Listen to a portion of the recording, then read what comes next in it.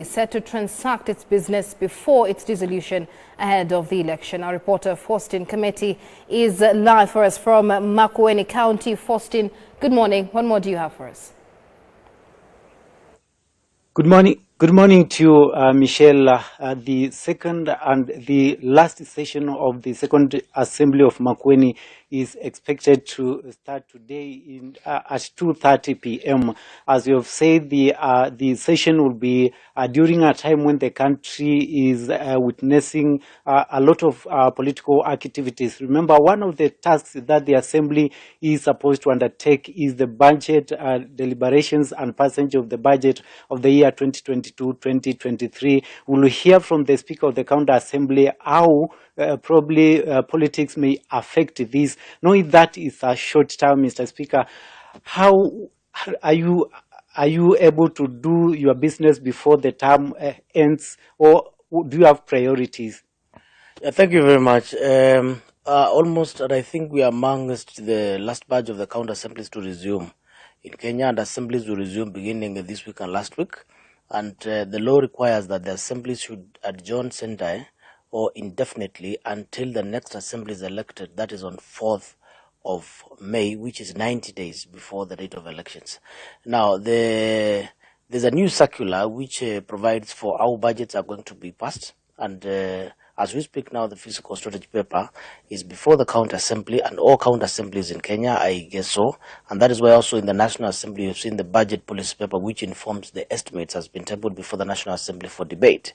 It is expected that all houses, including the parliament, should pass their budget on or before 30th of March.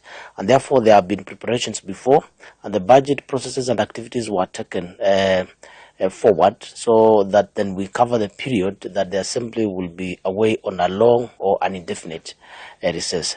I am aware that there are a lot of political activities. Members of parliament and members of county assemblies are up and about. They are contesting and seeking to be re-elected. So it is a fact that business is and is going to be affected in terms of quorum, because there are meetings all over. But that notwithstanding, the budget making process is a responsibility of the Budget and Appropriation Committee and the Assembly Business Committee and the sectoral committees. And I think we are up and running, and will ensure that the county government of Makueni and all other assemblies will have budget. I know there are a number of speakers in the country who are lined up to run on other parliamentary seats and the governor's seat. You, one being of them, you intend to vie for Makueni constituency seat. What motivates you to move from the Speaker of the County Assembly to the constituency? Not me alone. There are speakers who are contesting for governor, others are contesting for Senate seat, others are contesting for parliamentary seat. As you've said, I'm one of the candidates offering myself to contest and lead the Makueni constituency, the largest constituency in Makueni County. And the reason as to why, and not that Makueni County Assembly have issues or we have issues, Makueni County Assembly is one of the best performing county assemblies in Kenya as we speak at the moment, and I think that is on record. But there comes a time that I've led the representatives of the people in Makueni County, and therefore I feel that there is that which I can offer in terms of experience, in terms of knowledge, and be able to represent now the individuals and the citizens of Makueni constituency at the national platform, and not just Makueni constituency. I think I'm going to be more resourceful to this county. Remember that counties receive 15%, 47 of them. There is 65% of the national budget that, in my view, the representation has not been quite well, and we have the commitment and the energy to ensure that more resources and legislation and oversight on the national government programs in the county are done well. At the moment, I must say that there are gaps that we need to fix and fit them with the knowledge and the experience that I have. Definitely, we're going to have a speaker, you're going to have a senator here, you're going to have a member, a governor, but it is at the national realm that we need representation, oversight, and legislation in the interest of people of Makueni and this county. Probably away from the budget making the county assembly of Makueni, what other areas do you think you will prioritize in your business before the session ends? The assembly will resume today at 2:30. Firstly, we are going to adopt and approve the Assembly Business Committee, which is a committee chaired by the Speaker, which schedules and prioritizes the business. And in our tray, we have the County Ward Equitable Development Act. Remember, under the popular or the outspoken spoken about BBI, there was 35 CDF like in every ward. In Makueni County, we are legislating on that, and that is what we're going to be focusing on. Public participation has been done. Further to that, we have a legislation before us, a bill that has been drafted, and we have taken to public participation on Southeastern Kenya Economic Bloc, which is going to put Makueni, Machakos, and Kitui counties together for purposes of economic prosperity. Besides that, we have the public participation bill now, which we are going to consider its amendment. The policies, we have passed 21 of them as we speak, and that we're going to consider. To achieve this and the legislation that we have done, we have signed a while back a memorandum of Kenya Law Reform Commission that we have been working together in drafting and processing our legislation to ensure that they are in conformity with the Constitution of Kenya and other laws. Thank you, Mr. Speaker. Michelle, that is Douglas Bilo, the Speaker of Makueni County Assembly, who is speaking to us ahead of today's session that will begin today at 2:30 p.m. We've heard he saying that he knows that the political activity is ongoing ahead of August 2022 general election could affect the house business transaction, but they are prepared to handle that as MCAs go out there to campaign. There is a way they are trained to manage here in Makueni County. I've heard he is one of the contestants of Makueni constituency MP seat currently being held by Makueni MP Dan Manzo, who has announced that will be contesting for the senator for Makueni County. From the County Assembly of Makueni, Michelle, my name is Faustin Kameti. Back to you. Many thanks, Faustin Kameti. They're live for us from Makueni. Well, let's take you live to the county of Mombasa and in tandem with our topic of the show today. Now, President Uhuru Kenyatta last week announced that the universal health coverage program championed by the national government is finally ready for rollout to all the 47 devolved units. I'd like to interrogate what this means to you and your accessibility to healthcare as a Kenyan citizen. Our reporter Frederick Kai is live for us from Mombasa. He will be listening to the views of residents of Mombasa on what they expect from this program and what the experience has been accessing healthcare in Mombasa County. Kai, good morning. Over to you. On the launch of hospital by the President Uhuru Kenyatta here in Mombasa, we understand that there was a launch of the cancer center at Coast General Hospital and also the Portrees one, which the President was sure that it's going to be a game changer for the residents of Mombasa in terms of health delivery to Mombasa residents. And here we are going to get some of the reaction from the people of Mombasa County in Shanzu area. What their take about this new hospital in Mombasa County. Pengine mzee wangu tanza tu na majina yako naweza songa hivi. Waitwa nani na utuambie tufika pengine uzunduzi wa hizo hospitali ambao uliweza kufanywa na Rais Uhuru Kenyatta zitawasaidia vipi kama wakazi wa Mombasa? Sasa kwa jina naitwa Mbendo ni Matuko Mbendwa. Hiyo hospitali ya kansa hapa Mombasa imefunguliwa, imetusaidia sana. Maana yake Mombasa tuna wagonjwa wengi wa kansa na hospitali yote iko wapi? Iko Nairobi. Mtu kwenda Nairobi mpaka afanya nini? Alale Nairobi kwa siku 2 ama wiki 2 ama kwenda India. Ni kama 200,000 milioni 1. Kwa hivyo hapo imesaidia sana. Hiyo rais kufungua hospitali ya kansa hapa Mombasa. Pengine kwa sasa pendekezo lako ni lini lingine ambalo ungependelea liweze kufanyika hususan swala la matibabu? Hiyo matibabu inaongojea, maana watu wakwenda pale alikuwa afuke afanye appointment ama afanye booking na ile laini inakuanga ni ndefu sana. Sasa kwa hivyo sasa naonelea tuongezewe madaktari pale, iye kazi iwe rahisi kwa wale wagonjwa wako. Shukrani sana kwa muda wako. Tukiweza kupata mkazi mwingine hapa, pengine kakangu, jina lako ni waitwa nani na utuambie tu uzinduzi wa hospitali Mombasa zitakusaidia vipi ama umezipokea vipi kama kijana? Asante sana. Kwa majina naitwa Sylvester Mondi. Kwanza nashukuru Rais Uhuru Kenyatta kwa kuleta hizo hospitali 2 Mombasa County. Ya kwanza inatusaidia ya kwamba kitambo ulikuwa mpaka uende Nairobi, sasa hii unakuwa hapa Mombasa County, unaweza enda pale unapokelewa vizuri sababu ni watu wanakaa karibu na sisi. Sasa inakuwa rahisi kupokelewa nini kwa sababu ya kujuana. Ya pili imekuwa vizuri sababu ya kulinda mfuko, sababu ulikuwa mpaka utumie fare kuenda India, kuenda Nairobi. So mambo na pesa imepungua kidogo. Nashukuru kwa hilo. Shukrani sana. Tukipata mwingine hapa kakangu, songa hivi hapa. Jina lako, wanakuitaje? Maoni yako ni yapi? Kwa majina naitwa Joseph Chacha. nafurahia kwa kitu president alitufanyia huku kuleta hiyo nani ya kansa hapa Mombasa. Itasaidia watu wengi sana. Hata mimi nilikuwa na relative wangu alikuwa ameugua na kansa, lakini pesa zilikuwa duni, hatukupata pesa za kutosha, bahati mbaya akakufa. Lakini sasa tumeshukuru sana president kwa kitu alichokifanya, na Mungu ambariki sana, itasaidia sana. Shukrani sana kwa muda wako bro. Michelle, as you have heard from the resident of Shanzu in Mombasa County, saying that this launch of the hospital by the President Uhuru Kenyatta will be a game changer to the health sector in Mombasa County. Knowing very well the difficult in terms of traveling expenses and also bill of paying of a lot of money during the travel to India and also to Nairobi.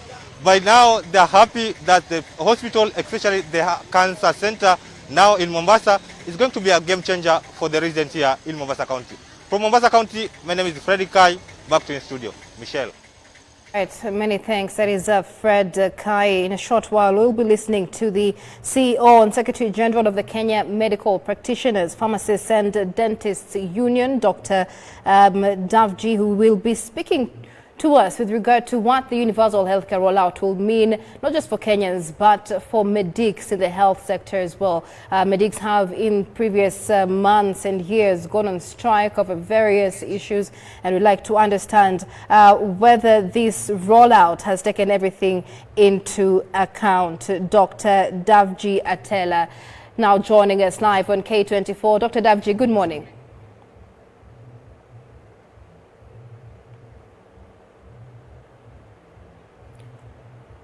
Dr. Davji, good morning. Can you hear me?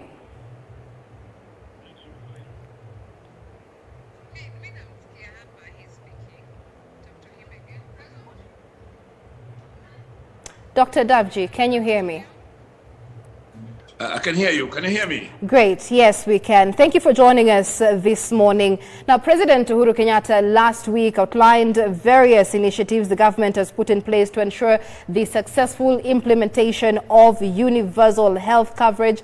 Among the issues he mentioned was great investment in health infrastructure, saying that the government had made since 2013 an increase of 43% of public health facilities in the country. Your thoughts, first of all, on... Is that clear? Yes, Doctor. Does this solve the gaps that medics had initially complained about in the health sector? I can get you clearly.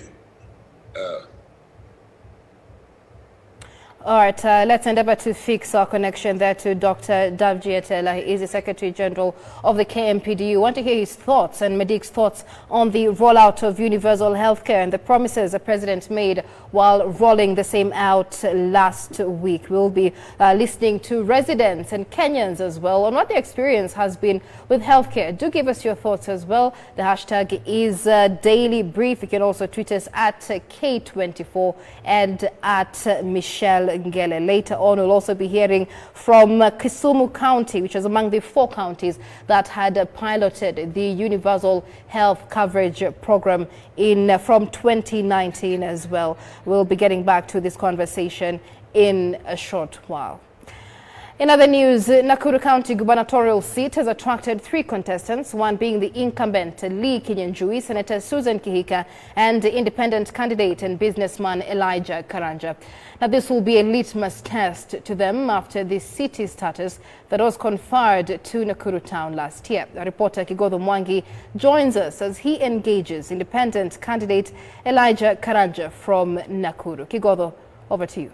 We're coming to you live from Nakuru County, Michelle, and today we are talking matters to do with the gubernatorial seat. That is in politics, and with me today is one of the aspirants in this competitive seat in Nakuru, Nakuru County. Remember, we have had a lot of campaigns by the incumbent, that is Lee Kinyanjui, the senator for Nakuru County, Susan Kihika, and now we have an equal partner in the race who is going to be maybe balancing the act. those people who are going to be doing the election might have a competitor who is going maybe to be a neutral part from the extremists that we have seen from Azimio and also Kenya Kwanza alliances. With me is Elijah Karanja, who is also vying for the same seat. Karibu sana Bwana Karanja.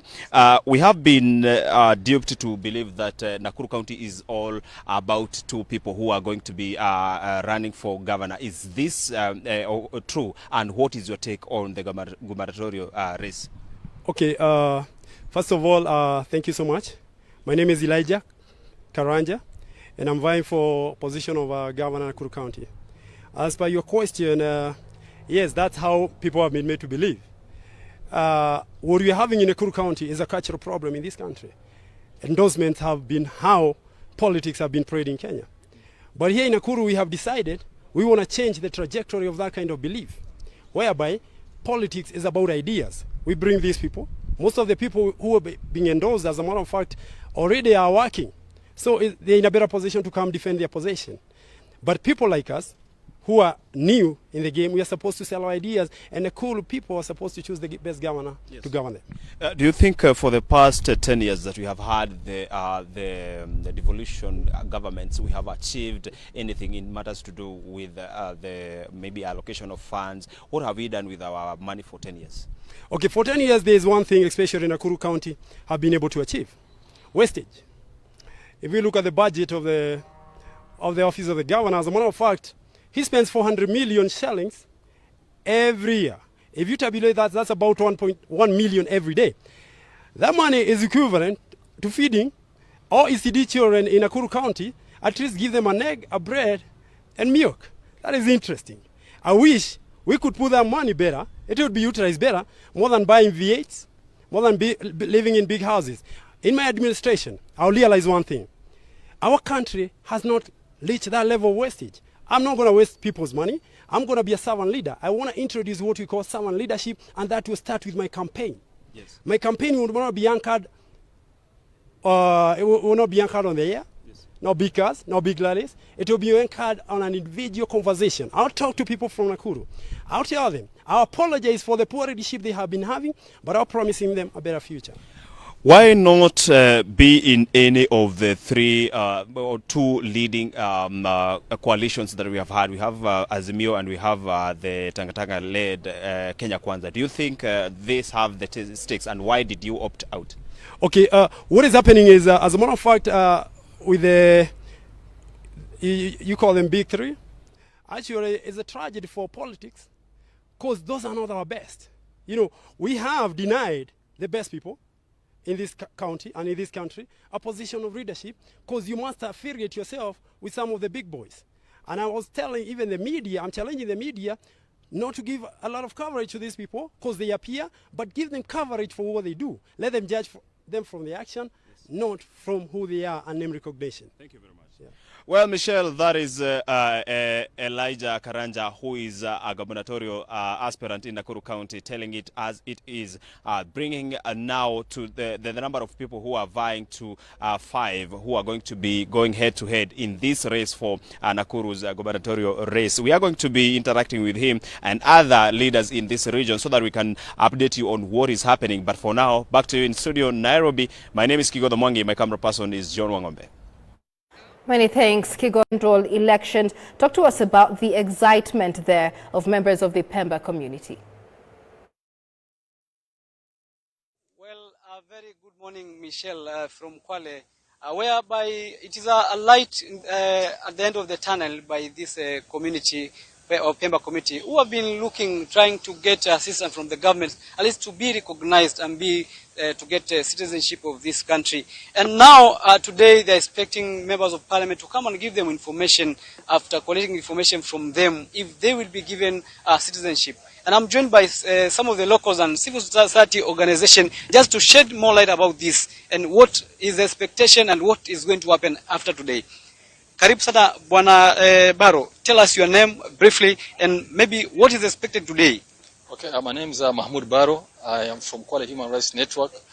Today is a great day for the minority group, Pemba community. as we have MPs who are going to share the report they have after a tumultuous journey of trying to get citizenship, which actually began many years ago. So today is a historical day. We expect the MPs, including Honorable Owen Baya and others, to give feedback to the community of the status of the journey of citizenship for the Pemba community. And maybe because this is a journey that started long time ago, maybe is there hope?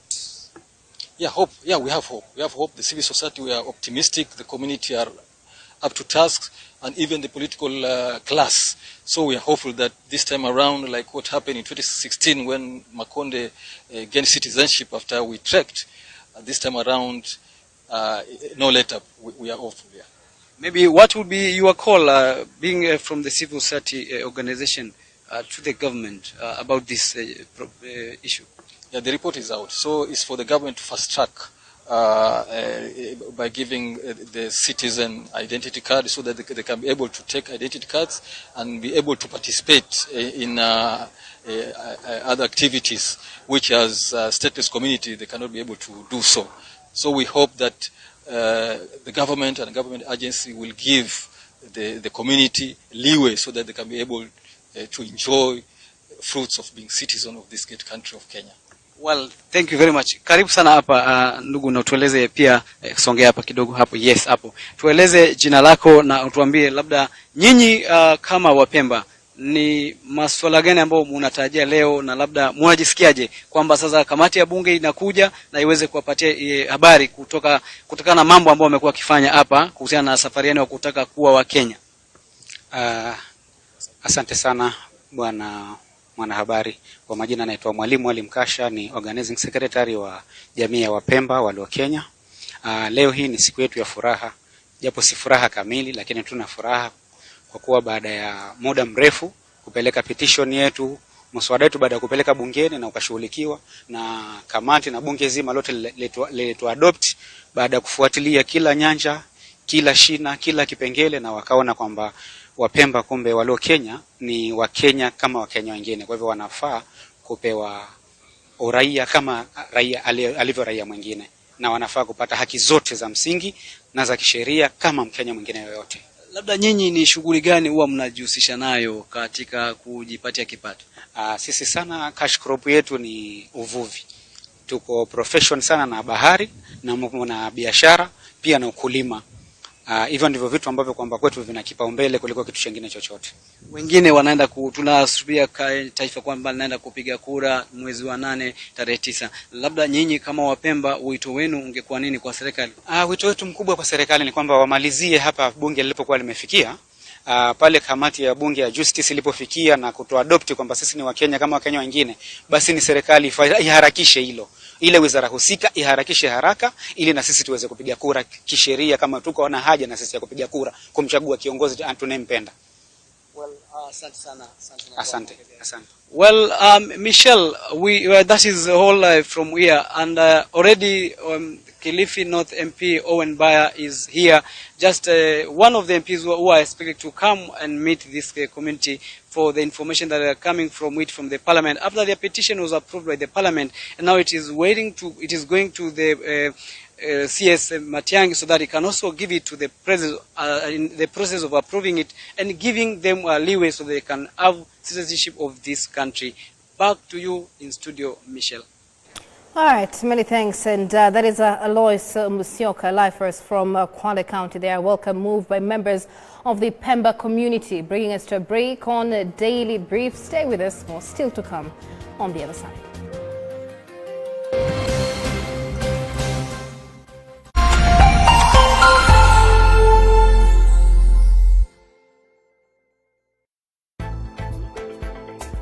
Now, Daily Brief, the news and current affairs program that covers events happening within the 47 counties.